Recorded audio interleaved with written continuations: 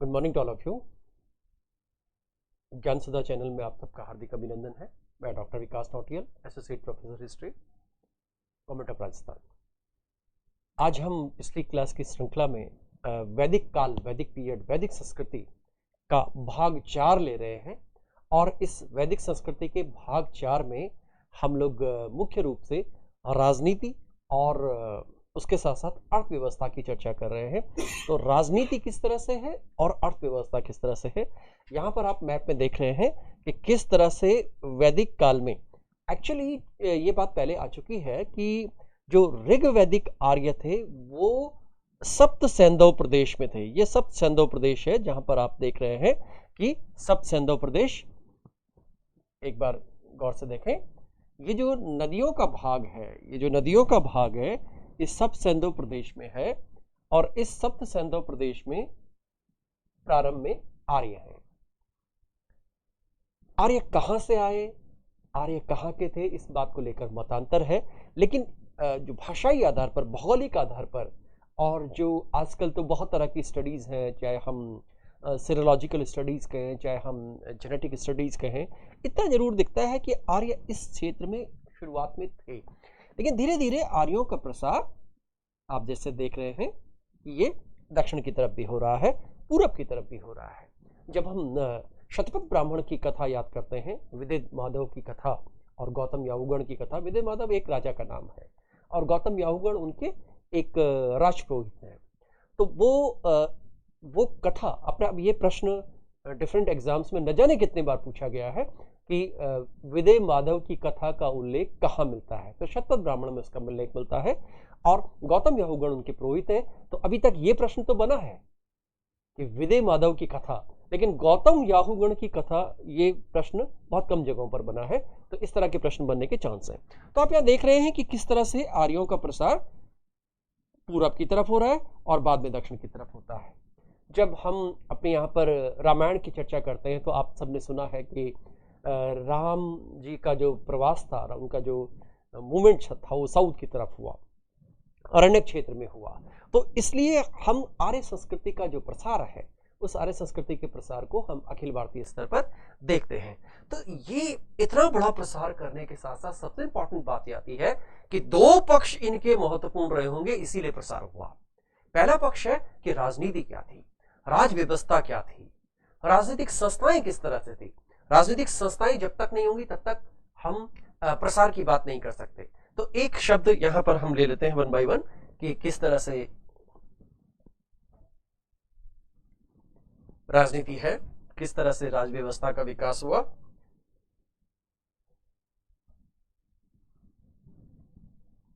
जैसे देखिए, ये यूपीएससी में अलग अलग तरह से प्रश्न पूछे जाते हैं। जैसे वैदिक कालीन राज व्यवस्था, एक शब्द ही आया, एक शब्द आया राजनीतिक संस्थाएं और एक शब्द आया राजनीतिक जीवन। राजनीतिक जीवन, तो ये इससे क्या मतलब है। रामशरण शर्मा एक मार्क्सिस्ट हिस्टोरियन रहे और उससे पहले जो डिफरेंट प्राच्यविद रहे और हमारे जो राष्ट्रवादी इतिहासकार रहे, उन्होंने वैदिक राजनीति को बहुत रूपों में एक्सप्लेन किया। तो उसमें उन्होंने यही चीज देखने की कोशिश की कि सबसे पहली बात आती है कि राज्य, राज्य की संकल्पना। एक्चुअली राज्य की संकल्पना ऐसा नहीं था कि शायद सिंधु घाटी में न रही होगी, क्योंकि सिंधु घाटी की लिपि का ज्ञान हमें नहीं है, इसलिए वहां की हम राज्य की प्रणाली क्या थी उसको एग्जैक्टली नहीं जानते हैं, क्योंकि उसको आर्कियोलॉजिकल रिमेन्स के बेसिस पर हम एक्सप्लेन करते हैं। लेकिन जब हम वैदिक काल की बात करते हैं तो वहां पर हमें कुछ लोकतांत्रिक संस्थाएं नजर आती हैं। वहां पर हमें एक शब्द आता है राजन, राजन शब्द आता है, वहां पर लोकतांत्रिक संस्थाएं आती हैं। वहां पर हम जब ऐत्रेय ब्राह्मण को देखते हैं या बाद के ग्रंथों को देखते हैं तो वहां पर हम रेवेन्यू सिस्टम को देखते हैं, एक ब्यूरोक्रेसी के सिस्टम को देखते हैं, टैक्सेशन का सिस्टम देखते हैं। तो ये तभी संभव है जब कोई राज्य की संकल्पना होगी, और राज्य भी कैसा, सोरेन स्टेट होना चाहिए, संप्रभुता संपन्न राज्य हो। जिस राज्य के पास संप्रभुता संपन्न जो राज्य नहीं होगा, सोरेन स्टेट नहीं होगा, वो राज्य अपने आप में डिसीजन नहीं ले सकता। तो ये कंसेप्ट हम यहां से देखना शुरू करते हैं।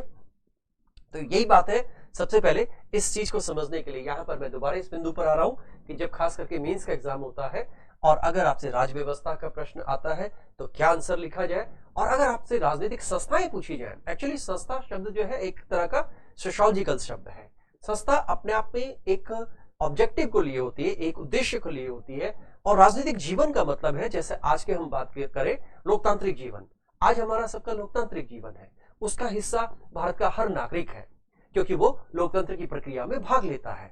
तो जब हम राजनीतिक जीवन की बात करेंगे तो हर व्यक्ति का पहलू आएगा और राजा का पहलू भी आएगा, राजन का पहलू भी आएगा।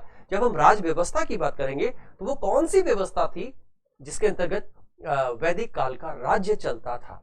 एक्चुअली क्योंकि वैदिक काल में खास करके जब हम वैदिक राजनीति को हम दो भागों में बांटते हैं मुख्य रूप से, जैसा कि हम पहले भी करते आए हैं ताकि इस बात को ठीक से हम समझ सकें। सबसे पहली बात आती है कि इसको समझना हमारे लिए बहुत जरूरी है।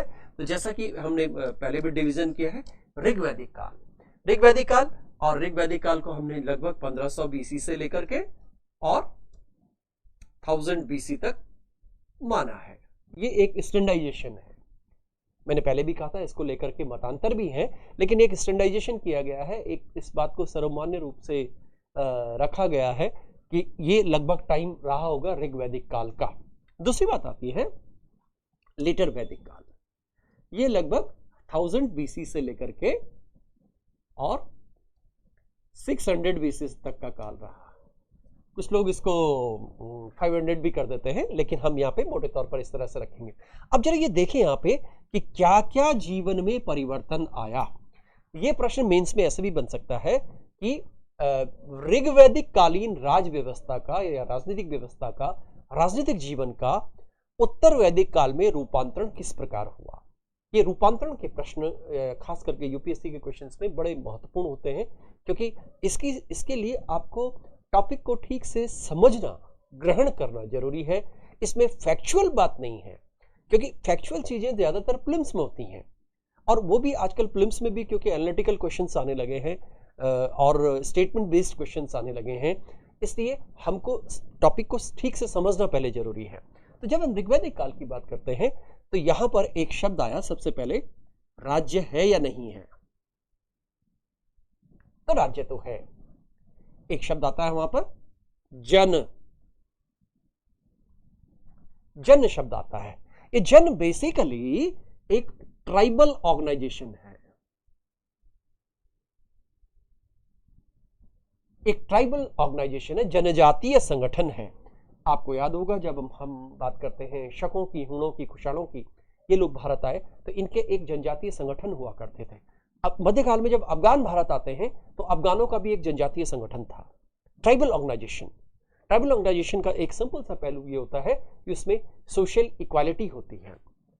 तो यहां पर राज्य के संदर्भ में जन शब्द आया। जब हम इसी बात को उत्तर वैदिक काल में लेते हैं तो एक शब्द आता है जनपद, और यही वो जनपद है जो बाद के पीरियड में महाजनपद के रूप में रूपांतरित होता है 6ठी शताब्दी ईसा पूर्व तक आते आते। चाहे हम कौशल की बात करें, चाहे हम मगध की बात करें, चाहे हम दिल्ली और उसके आसपास के क्षेत्र में कुरु की बात करें, ये रूपांतरण है। तो जो यहां था वो यहां किस प्रकार से चेंज हुआ। आप देखेंगे कि जो राजा है, जन का एक प्रधान होगा जो कि राजन कहलाएगा, और ये राजन इलेक्टेड होगा। ये राजन इलेक्टेड होगा, राजन है यानी हेड ऑफ स्टेट है, हेड ऑफ स्टेट राजन है, राजन को इलेक्ट किया जाएगा, राजन को चुना जाएगा। और इसलिए यहां पर हम एक बात ये भी करते हैं कि जो व्यवस्था है, ये जो मैंने राज व्यवस्था की बात की थी, ये राज व्यवस्था ये इलेक्टेड फॉर्मेट में हुआ करती थी। इसलिए इलेक्टेड फॉर्मेट के कारण से जो यहाँ पर लोकतांत्रिक संस्थाएं थी, जिनकी अभी मैं चर्चा करूंगा, पॉलिटिकल इंस्टीट्यूशन जिनको हम कह रहे हैं, पॉलिटिकल इंस्टीट्यूशन जैसे सभा, समिति, विविधता, गण, ये 4 मुख्य रूप से आते हैं, जिनमें से सर्वाधिक महत्वपूर्ण सभा समिति है। तो ये जो राजन है, राजन का निर्वाचन करने में सभा समिति की का रोल हुआ करता था, समाज के वरिष्ठ जनों का, महत्वपूर्ण जनों का रोल हुआ करता था, आम आदमी का रोल हुआ करता था। तो इसलिए यहां पर राजन इलेक्टेड है। यहां ये बात जरूरी है, क्या इस राजन को इसके पद से हटाया जा सकता था? हाँ, इस राजन को हटाया जा सकता था।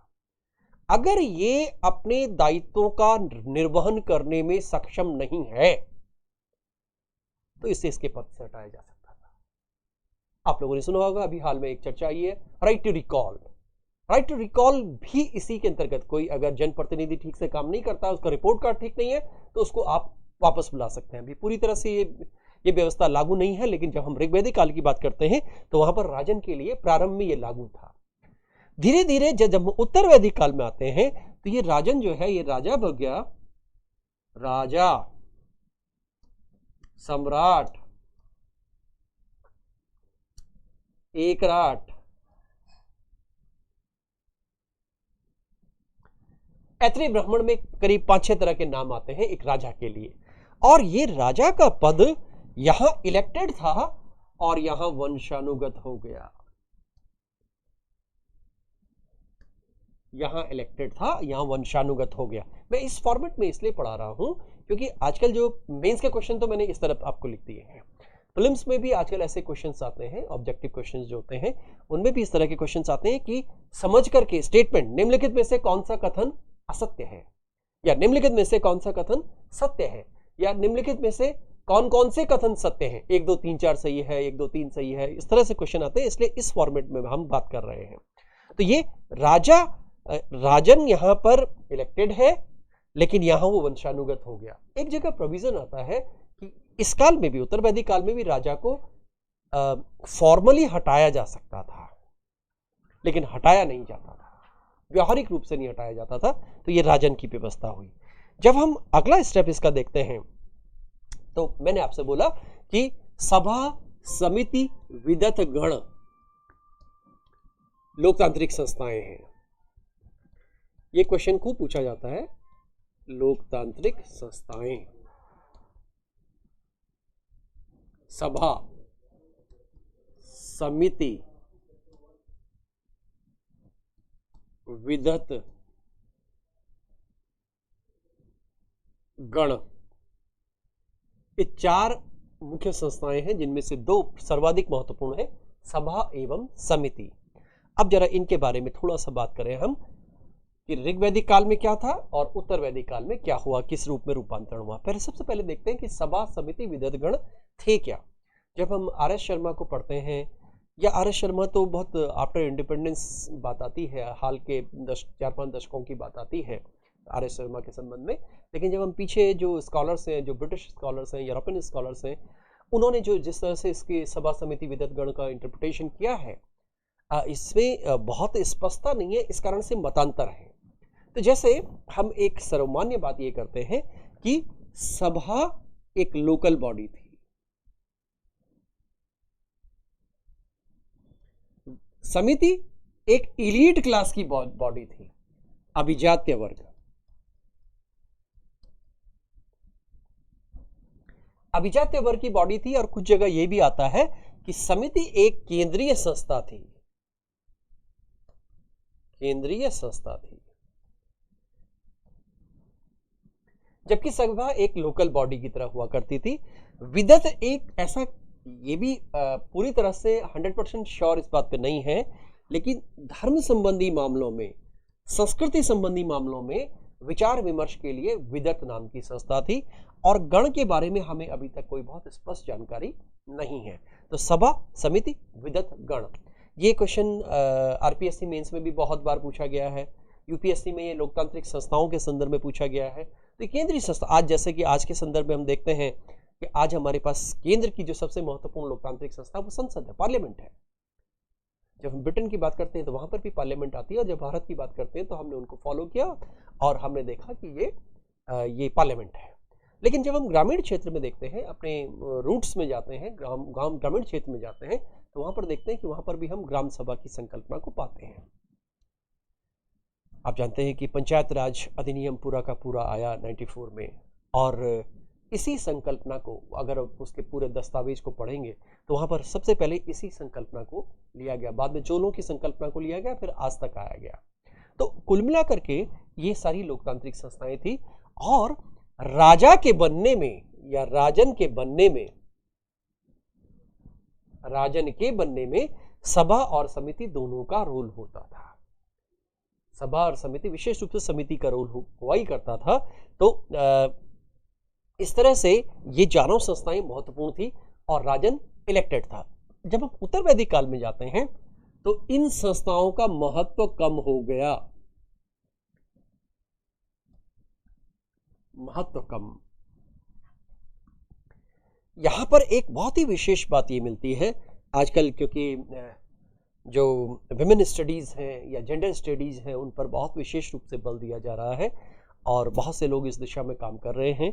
जब हम इस बात को देखते हैं तो सभा समिति जैसी संस्थाओं में महिलाओं की भागीदारी थी, महिलाओं की भागीदारी।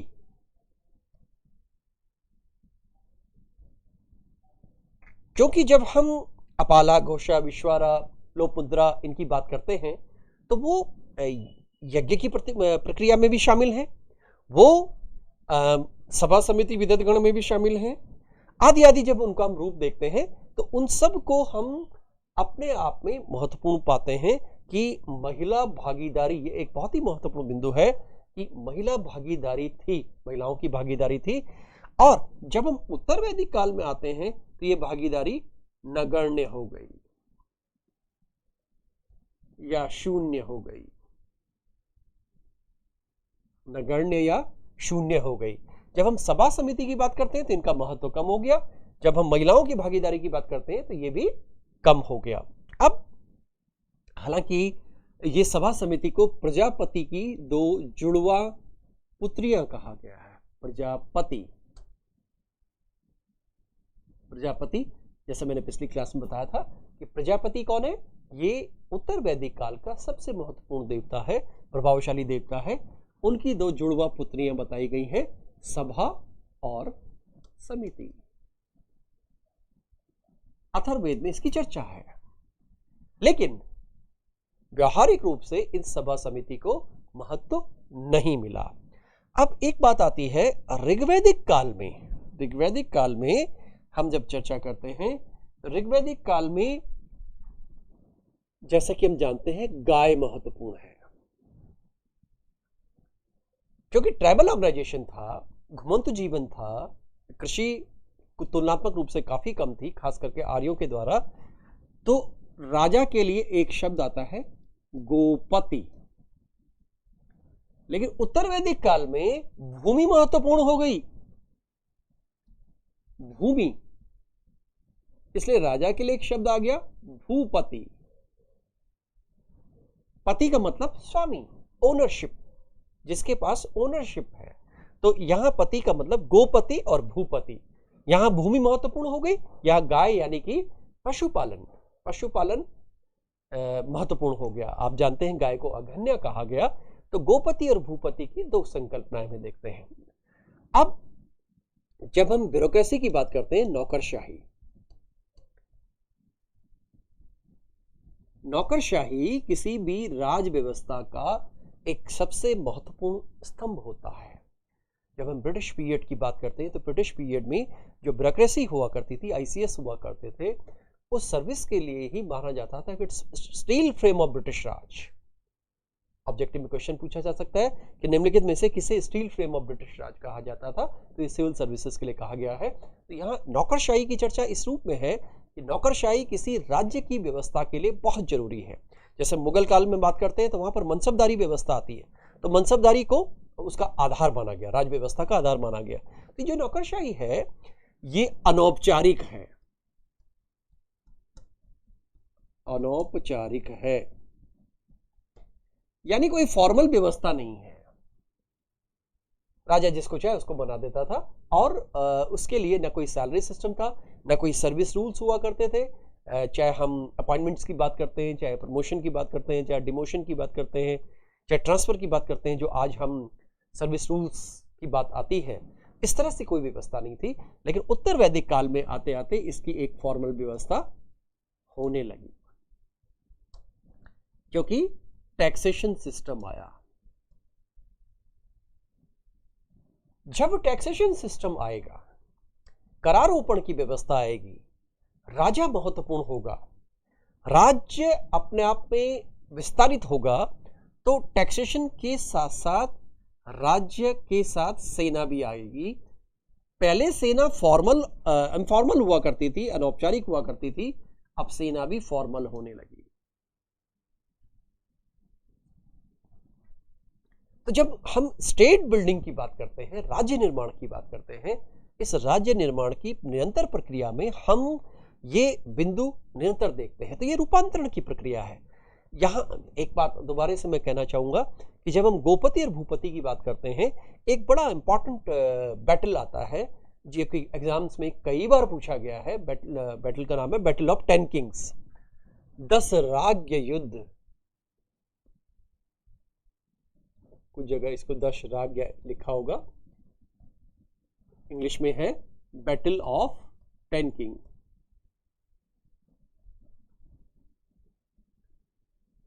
बैटल ऑफ 10 किंग्स, इसको थोड़ा ठीक से समझना है क्योंकि ये पूछा जाएगा। एक्चुअली एक बात यहां पर ये समझ लें कि जब हम बैटल शब्द की बात करते हैं तो बैटल इज सिंगुलर। जब एक युद्ध हो और वो युद्ध निर्णायक हो जाए तो हम उसको बैटल कह देते हैं, फर्स्ट बैटल ऑफ तराइन। लेकिन जब युद्ध श्रृंखलाबद्ध रूप से हो, कई दिन तक चले, तो उसको वॉर कहते हैं। तो वॉर एंड बैटल, तो बैटल ऑफ 10 किंग्स का मतलब क्या है, ये मोटे तौर पर पहले अब इस बात को समझने के लिए हमको उस पीरियड के सामाजिक संरचना को ठीक से समझना पड़ेगा कि संरचना में इस तरह से आया कि इस काल में आर्य और अनार्य दो समुदाय हुआ करते थे। जब इंटरप्रिटेशन की बात आती है, कुछ लोग कहते हैं कि आर्य सुपीरियर थे और अनार्य इंफीरियर थे। यह कह दिया जाता है कि आर्य एक इलीट शब्दावली है, यानी जैसे सम्मान सूचक शब्दावली है, और अनार्य सम्मान सूचक शब्दावली तुलनात्मक रूप से नहीं है। लेकिन हम जब एक निष्पक्ष मूल्यांकन करते हैं, अवलोकन करते हैं, तो आर्य अनार्य दो तरह के कंसेप्ट आ रहे हैं। तो आर्य पंचजन के रूप में थे। इस पंचजन को जरा ठीक से समझ लें, इसको मैं आगे ले लेता हूं। पंचजन,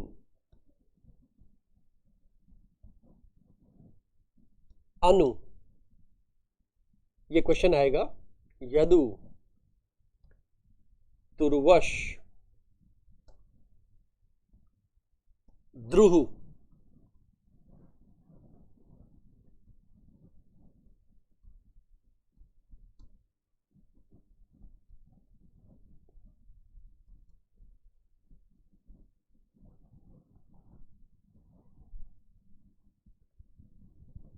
अनु, यदु, तुर्वश, द्रुह। इस संदर्भ में हम जब बात करते हैं कि किस रूप में यह आया,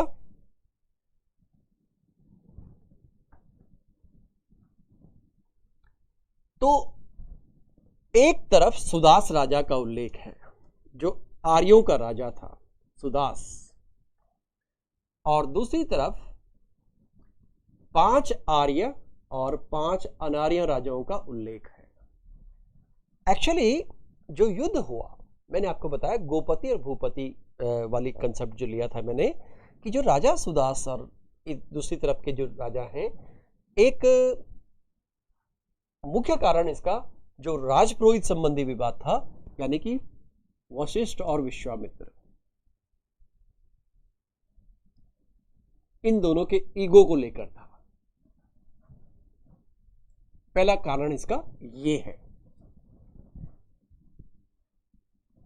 उस जमाने में जो राजपुरोहित होता था, उसका पद बहुत महत्वपूर्ण था, गरिमामय था। इसलिए इस पद पर राजा सुदास ने जब दूसरे पुरोहित को इसमें अपॉइंटमेंट दे दिया, तो इस कारण से ये जो दो व्यक्ति हैं, इन दो व्यक्तियों के बीच में पर्सनैलिटी क्लैश हुआ, और इसने एक राजनीतिक जो समीकरण था उस समीकरण को बदला और इस युद्ध में अंततः राजा सुदास की जीत हुई।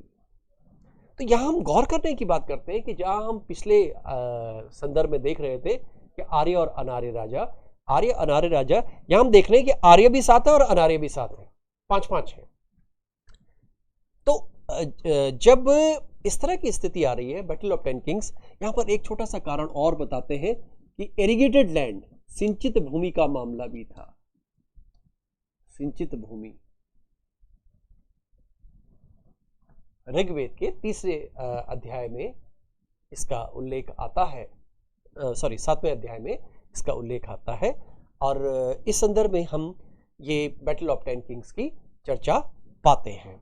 तो ये अपने आप में इस काल में एक बात ये संपन्न सामने आती है कि अब धीरे धीरे जब हम ट्रांसफॉर्मेशन देखते हैं तो ये भूमि महत्वपूर्ण होती चली गई।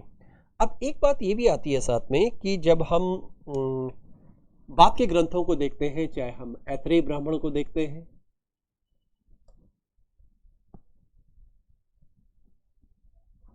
चाहे हम शतपथ ब्राह्मण को देखते हैं,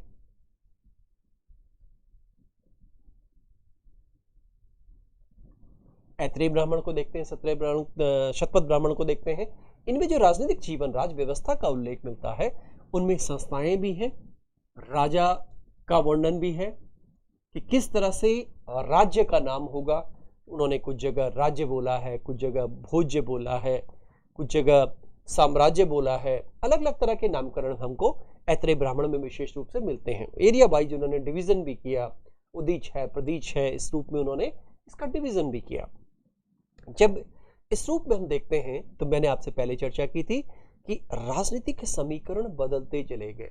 राजनीतिक जो संस्थाएं थी वो परिपक्वता की ओर अग्रसर हुई। इसलिए जो राज्य निर्माण की प्रक्रिया है, ये मेंस का एक बड़ा महत्वपूर्ण प्रश्न है, राज्य निर्माण की प्रक्रिया।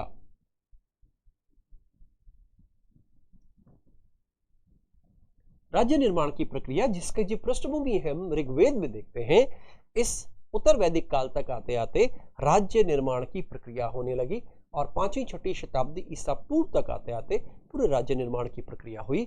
और उसी क्रम में हम इन 2 रूपों को देखते हैं, राजतंत्र और गणतंत्र। यही कारण है कि जब बुद्ध का काल आता है, यानी 6वीं-5वीं शताब्दी ईसा पूर्व का काल आता है, तो वहां पर हम राजतंत्रात्मक जो महाजनपद हैं उनको भी देखते हैं, जैसे मगध, काशी, कौशल, और गणतंत्र भी देखते हैं। चाहे हम कपिल वस्तु देख लें, चाहे हम अन्य किसी को 8 तरह के 9 तरह के गणराज्यों का उल्लेख आता है। तो ये राज्य निर्माण की प्रक्रिया भी, इसका बैकग्राउंड हम वैदिक पीरियड में पूरी तरह से देखते हैं। ये वही काल था जब राजा लोगों की जो स्थिति थी वो बहुत महत्वपूर्ण होती चली गई। और एक बात और महत्वपूर्ण आती है यहाँ पे कि ब्राह्मण और क्षत्रियों का प्लस क्षत्रिय, इनके बीच में एक गठबंधन हो गया, एक मौन गठबंधन हो गया, क्योंकि जो ब्राह्मण वर्ग है, ब्राह्मण वर्ण है, जो राजपुरोहित और उसका क्लास है, वो राजा के निर्वाचन में भाग लेगा। राजा को लेजिटिमेसी देने का जो राइट है, राजतिलक होगा। इसलिए जो ये राइट है, क्षत्रिय को राजा बनाने का राइट ब्राह्मण के हाथ में आया और क्षत्रिय ने इस ब्राह्मण वर्ग से एक राजपुरोहित बनाया या इस क्लास को डेवलप किया। तो एक ये परस्पर गठबंधन आया। हालांकि इसकी अलग अलग इंटरप्रिटेशन है, मार्क्सिस्ट ने इसकी और इंटरप्रिटेशन दी है।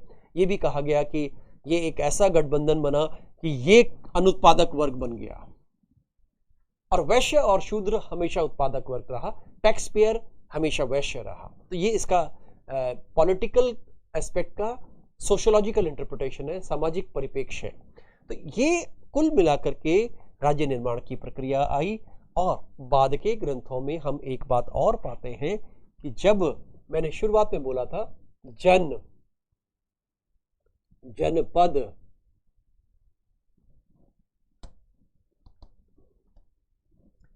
जन से जनपद, और फिर यहीं से महाजनपद। ये एक बड़ी महत्वपूर्ण स्थिति है, महाजनपद और फिर एक प्रादेशिक राज्य। इस तरह के क्वेश्चन भी आजकल आते हैं। और फिर अखिल भारतीय राज्य, इसको जरा ध्यान से देखिएगा, अखिल भारतीय राज्य। इसको जरा एक बार समझ लें क्या किस रूप में है।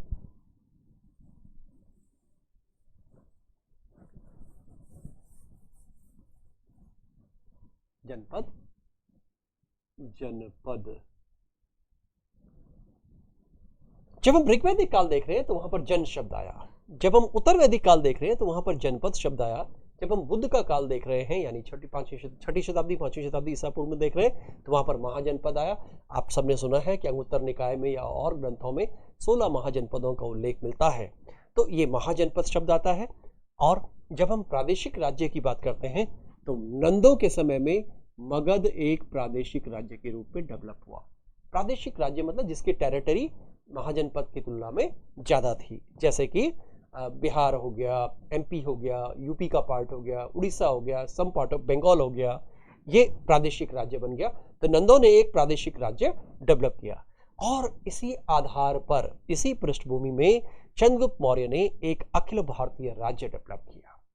तो कुल मिलाकर के ऋग्वैदिक काल या वैदिक काल भारत की जो राज व्यवस्था है, भारत की जो राजनीति है, प्राचीन भारत की स्पेशली, उस राजनीतिक चिंतन का, उस राजनीतिक व्यवस्था का, उस टैक्सेशन के सिस्टम का मूल आधार बनता है। अब जरा थोड़ा सा इस बात को हम समझने की कोशिश करेंगे। मैंने आपको बताया था कि जब हम इतिहास की बात करेंगे, वैदिक काल के इतिहास की बात करेंगे, तो जो वैदिक साहित्य है उस वैदिक साहित्य को हम आधार लेते हैं किसी भी तरह की व्याख्या के लिए। ऋग्वेद है, यजुर्वेद है, सामवेद है, अथर्ववेद है, या वैदिक साहित्य के जो अन्य भाग है, ब्राह्मण ग्रंथ है, जो अरण्य ग्रंथ है, उपनिषदिक ग्रंथ है, या अन्य साहित्य है, ये सब हम इसके अंतर्गत लेते हैं। जब हम पॉलिटिकल ऑर्गेनाइजेशन की बात करते हैं, जैसे मैंने आपसे चर्चा की है कि राजन शब्द का उल्लेख सबसे पहले आता है, और राजन शब्द राजा को जो धार्मिक मामलों में या नैतिक मामलों में परामर्श देगा उसे पुरोहित कहा जाता था। Performed religious ceremonies and adviser, वो राजा के एडवाइजर के रूप में काम करेगा। जबकि सेनानी क्या होगा? सेनानी कमांडर इन चीफ होगा। लीडेड फोर्सेस ड्यूरिंग वॉर, युद्ध के पीरियड में, युद्ध के काल में ये सेना का नेतृत्व करेगा, सेना का नेतृत्व करेगा। तो राजा के पास, मैंने आपको बताया था अभी, राजा के पास ऋग्वैदिक काल में there is no absolute power, इसके पास सर्वोच्च शक्तियां नहीं है, क्योंकि शक्तियां वो इलेक्टेड है, वो जनता के माध्यम से, जनता के माध्यम से शक्तियों का उपभोग करेगा। मैंने आपको बताया था सभा और समिति ये स्मॉल असेंबली है, लोकल बॉडीज की तरह है, जबकि समिति क्या है? ये लार्जर असेंबली है जो केंद्रीय सभा के रूप में है। विमेन ऋग्वैदिक काल में भाग ले सकते थे, उत्तर वैदिक काल में भाग नहीं ले सकते थे। ये सभा समिति के बारे में दो असेंबलीज, मैंने तो आपको विदत और गण भी बताया था। तो ये मैंने आपको बताया कि 10 डॉटर्स ऑफ प्रजापति, प्रजापति की 2 जुड़वा पुत्रियों के रूप में सभा और समिति का उल्लेख पाते हैं हम लोग। अब ये एग्जाम में पूछे जाने वाले शब्द हैं, जरा हम इन पर गौर कर लें, क्योंकि ये मैचिंग के क्वेश्चंस इस रूप में आने हैं। जैसे मैं यहां पर आपसे चर्चा करूंगा व्रजपति, इसको हम एक बार यहीं पे ले लेते हैं। व्रजपति,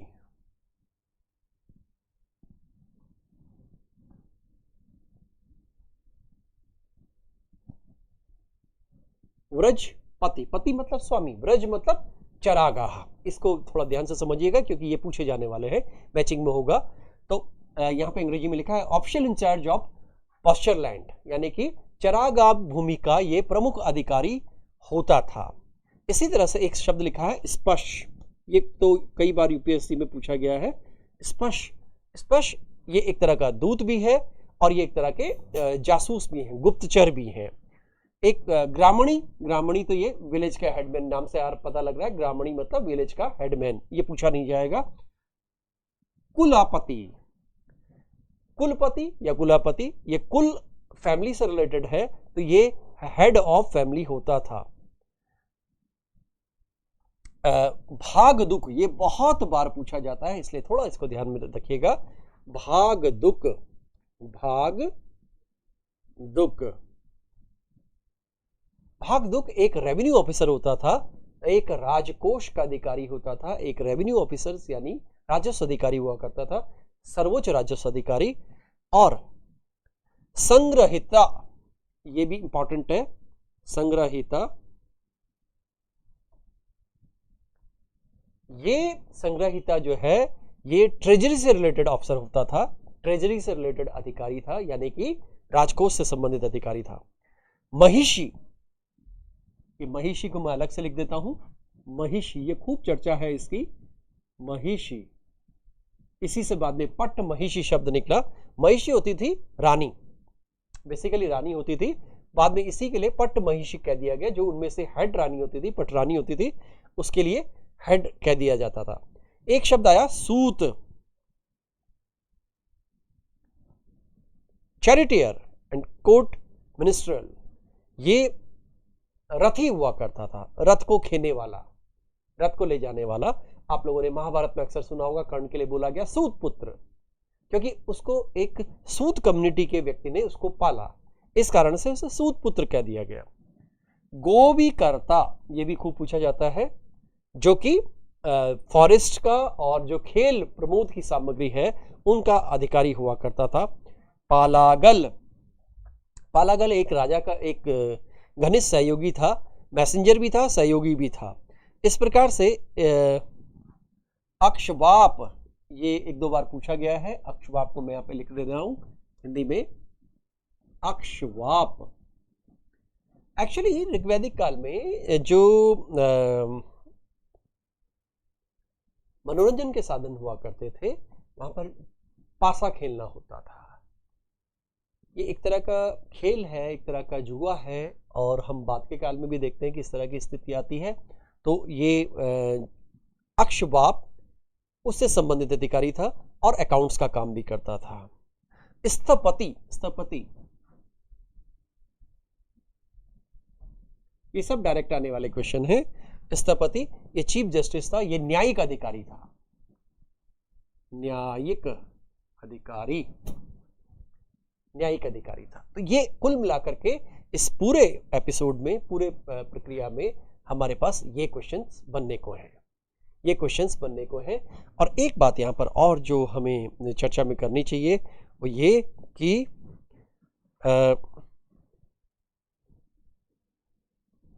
उत्तर वैदिक काल में एक बात और आती है कि रत्निन शब्द आया, रत्निन, 11 + 1, टोटल मिला के 12, शतपथ ब्राह्मण में इनका उल्लेख मिलता है। और इसमें रत्निन शब्द आया, जो मैंने अभी आपको अब बताए हैं, पुरोहित है, पट्ट महिषी है, पालागल है, कोविकत्रा है, सेनानी है, ये सारे अधिकारी इसमें हुआ करते थे और राजा को परामर्श देने का काम करते थे। एक तरह का आज की तरह से ये मंत्रिमंडल था। तो इस प्रकार से हम इस वैदिक काल के इस पूरे एपिसोड को देखने की कोशिश करते हैं, और ये एक इसका सामान्य परिचय था। आज के लिए इतना ही। थैंक यू, धन्यवाद।